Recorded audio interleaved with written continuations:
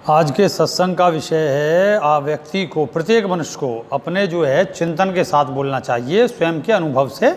तो उस विषय पे सत्यास्मिक चिंतन और मैं कवित्व के रूप में दोहात्मक और भावार्थ के इसमें बताता चलूँगा। स्वयं के जाने बिन जड़ हो तुम, स्वयं को जानो तब चेतन, स्वयं को जानो तो स्वतंत्रता, स्वयं के जाने बिन सब अन्य।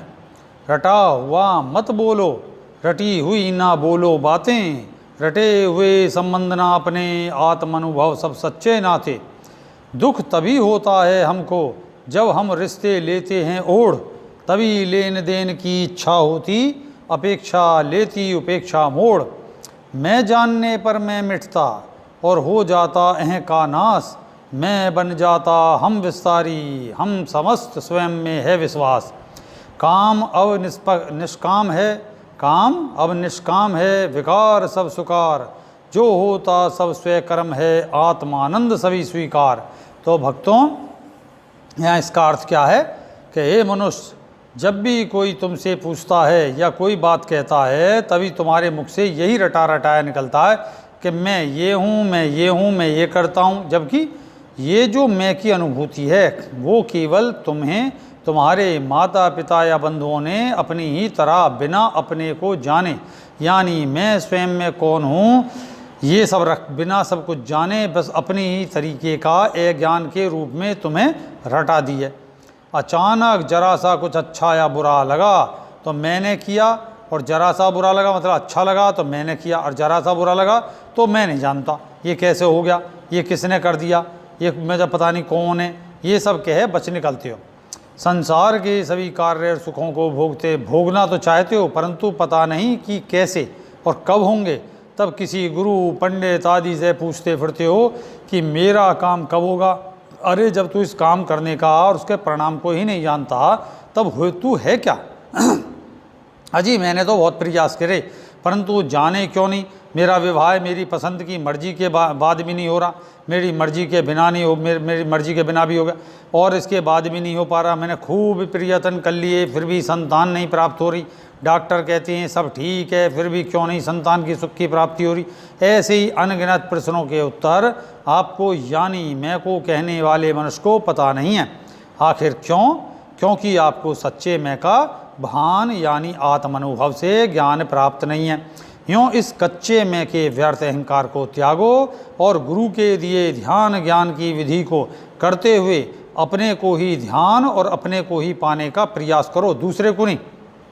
दूसरे को पाने से तो दूसरा हो जाओ, और दूसरे क्या है, वो खुद अपना दूसरे में ढूंढता फिर रहा, तो सब एक दूसरे को ढूंढते ढूंढते दूसरे ही रह जाओगे। आपे में ढूंढ, अपनी ओर लौटो।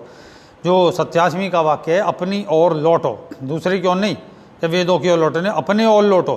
तब आपको सच में मैं की प्राप्ति होगी, और तब आप देखोगे अपना विस्तार, मैं कौन हूँ और मैं कितने विस्तृत हूँ। यही विस्तार का नाम है आत्मा की परावस्था, परमात्मा, ना कि कोई परमात्मा और। तब सच्चा प्रेम और सच्चे सुख की प्राप्ति होती है।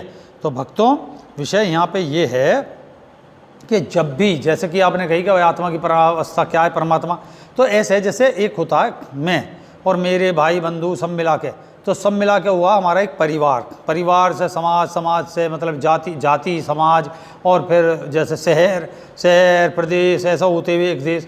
और अगर हम गौर से देखें तो लास्ट में क्या रह जाती, जैसे हम भारतवासी, हम फिर अलग अलग वासी, और फिर हम पृथ्वीवासी। अगर हम पृथ्वी से बाहर चले जाएँ तो हम क्या कहलाएंगे, पृथ्वीवासी। तो असल में क्या हम हैं कौन, हम पृथ्वीवासी हैं कौन है। तो यही जानने का विषय रेही क्रिया करो। रेही क्रिया जो योग है उसे दीक्षित तरीके से करे करो, और सत्य ओम सिद्धाय नमः ईम फट स्वाहा के तरीके से शुद्धता के साथ जाप करो। धीरे धीरे जाप करो। धीरे धीरे जाप करने से मन एकाग्र होता है, मन इधर उधर नहीं भगता। क्योंकि आपने मान लो रटा रटाया जप रहे हो कि भाई मैं सत्यम सिद्धाय में, सत्यम सिद्धाय में, तो क्या होगा, सत्यम सिद्धाय में जपने से आपका ध्यान इधर उधर जाता रहेगा। ऐसा समझोगे जैसे आप साइकिल चला रहे हो, शुरू में साइकिल जब चलाते हो तो साइकिल पर ध्यान होता है, बाद में साइकिल जब सीख जाते हो तो इधर उधर पोस्टर वोस्टर देखते हुए चलते रहते हो, भाई साहब नमस्कार, बहन जी नमस्कार, और कहाँ से आए हो, कैसे हो, मैं यहाँ जा रहा हूँ, वहाँ जा रहा हूँ। तो नतीजा क्या होता, फिर वो साइकिल सब चक्कर एक आपके प्रोसीजर में आ जाती है। तो जब ऐसे ही हम मंत्र को जब निरंतर जपेंगे, ठीक जपते हुए सत्य ओम सिद्धाय नमः ईं फट स्वाहा, इस तरीके जपेंगे तो हमारा मंत्र पर ध्यान रहेगा। रूप रस गंध स्पर्श सब का आपका ज्ञान होगा। तो मैं कहता हूँ रेही क्रिया योग करें, सही से ध्यान करें और अपने मैं को जानें, अपने अंदर निरंतर ध्यान करें, आलस ना करें। तो ये सब रेही क्रिया योग करने से आलस सब समाप्त हो जाएगा। आप समस्त स्वास्थ्य को प्राप्त होगे, स्वस्थ बुद्धि को प्राप्त होगे, चेतना को प्राप्त होगे, रियल धी को प्राप्त होगे और प्राप्त होगे अहम सत्यास्मी को, बिना अहंकार रहित। जय सत्योम सिद्धाय नमः।